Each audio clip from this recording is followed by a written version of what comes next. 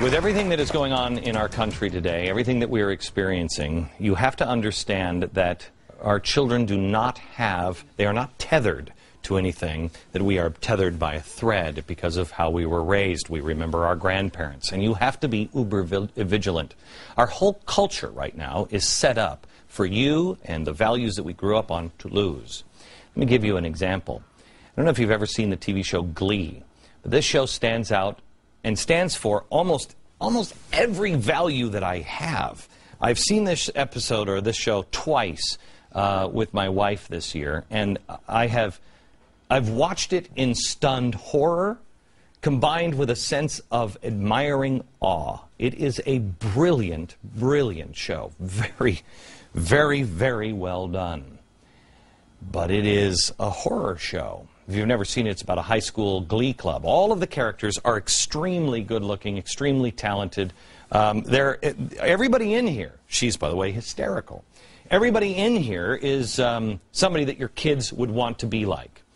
Except everybody is sleeping with everybody else. There's no values. It's all self-gratification. It's a nightmare. Well, we're watching this show, and the dialogue, very funny, but presenting in that dialogue is just storylines that are horrifying. Brilliant songs and performances, brilliantly edited, brilliantly shot. I watched this scene. Last time I saw this must have been maybe 2 months ago. And I said to my wife, play a little bit of this, please. This is at the end of the episode.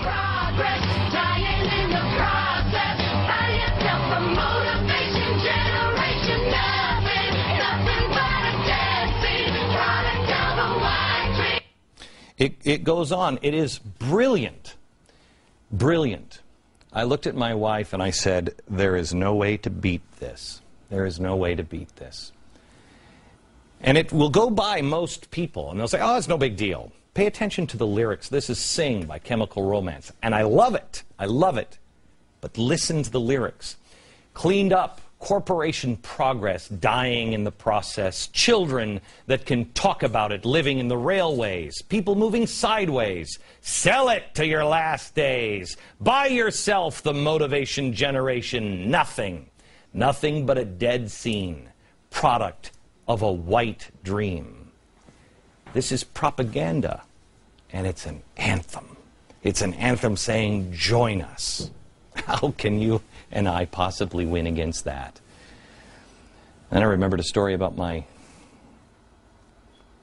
chief of staff, Joe Carey. He's always right on the other side of a camera. He is a guy that I admire so much.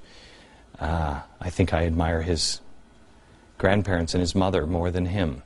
Joe's mom escaped from North Korea. When Joe and his siblings were young, one day she found the kids watching TV instead of doing their homework. This is a woman who worked at a 7-Eleven when she came to America. And she came in tired. And she looked at the kids and said, what are you doing? And they said, we'll do it after this show. She picked up the TV. She's about this tall. And she picked up the TV and she threw it out into the front lawn. This is the kind of white trash that I can appreciate.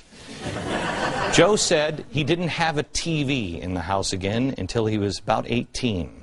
Now, for most kids, that would be Armageddon. No Glee, no American Idol, no MTV. What? No reason to live. Maybe the worst thing you could do is maybe give him a cell phone. What? No text?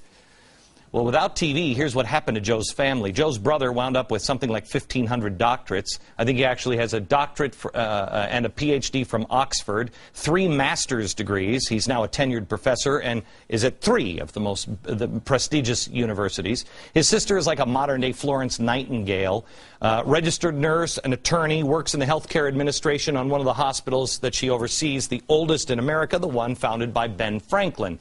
Joe, he's kind of the loser in the family. He works for me. But at one time, he was somebody with a future. He worked at the White House. He served at the New Jersey Supreme Court. His fall from grace is now complete. But Joe's mother was on to something. We don't have to live by the standards that everybody else has set, that society has set. And you know what is right. Now, I think there's a very important show at 5 o'clock that you should watch. But other than that, maybe Joe's mom was right. Maybe she was on to something.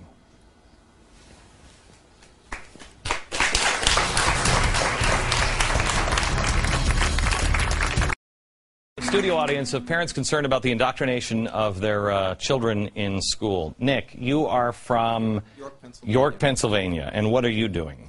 Well, I first became concerned when I recognized that the ramifications in our society as a result of the change in ideology of our public education. It used to be based in our Judeo-Christian worldview, foundational worldview, and now switched to a secular progressive ideology. So when I was a child, when you were a child, virtues such as honesty, industriousness, charity, love of God, country, and family were promoted. We were encouraged to make decisions to differentiate between right and wrong, good and evil. Now, tolerance has been deemed the supreme virtue. You know, our children are taught varied and often conflicting beliefs and lifestyles are equivalent and equally good. Isn't it amazing how tolerance is taught, and yet if you disagree, they bully you and get you to shut up? So what are you doing? Well, ultimately, I decided that I couldn't have any effect at the national or state level, so we're doing what we can to promote good governance at the local level. The governor is closest to us, so I joined our York 912 Patriots, and then I started up the York Suburban Citizens for Responsible Government, because if the government closest to me could not spend its money wisely, could not perform the function that it was supposed to do, which was to teach the kids, then there's no reason to worry about Obamacare. Yeah. Lisa, you are with a Christian school, private school. First of all, are you seeing an increase in people fleeing the public schools? It is. We have had a significant interest over the past year. Dayspring offers educational programs for the community as well, and there has just been a groundswell, hundreds of people coming to school for various purposes. I want to ask you the difference on what, I mean, because what Nick was just talking about, you're still doing. What was taught before is now still being taught in private schools. We'll do that in just a second.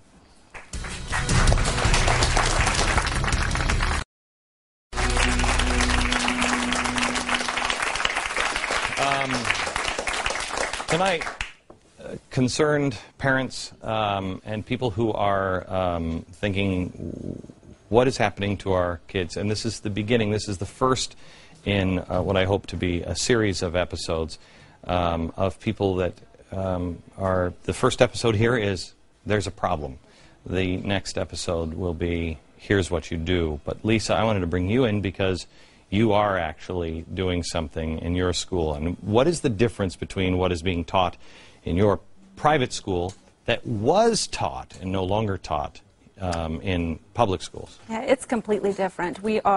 Dayspring is one of about 25 principal approach schools in the nation. It is the method of education that was prevalent during the founding era of our nation.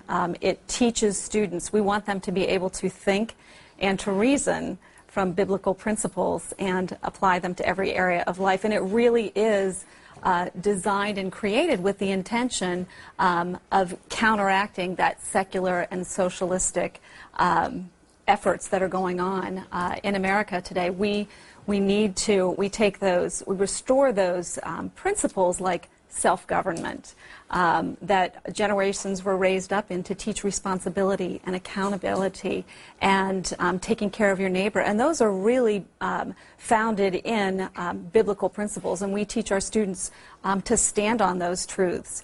And we want to be able to have our young people go out there and restore that biblical foundation. That's what we were talking about yesterday. George Washington said, let us raise a standard that can be restored by the wise and the honest. Do I have time, Deborah, real quick? Real quick. I think one of the greatest difficulties is in high school, because I think they have a real toehold there. Because in high school, as you know, teenagers, they don't want to stand out, they don't want to stand up, and grades start to matter. So if they go against the teacher, challenge them, they're worried about their grade. Let me tell you something. Don't let your child fool you into thinking that grades matter. Character matters more than anything else. Character matters most of all, and courage is the most important thing you can teach. Back in a minute.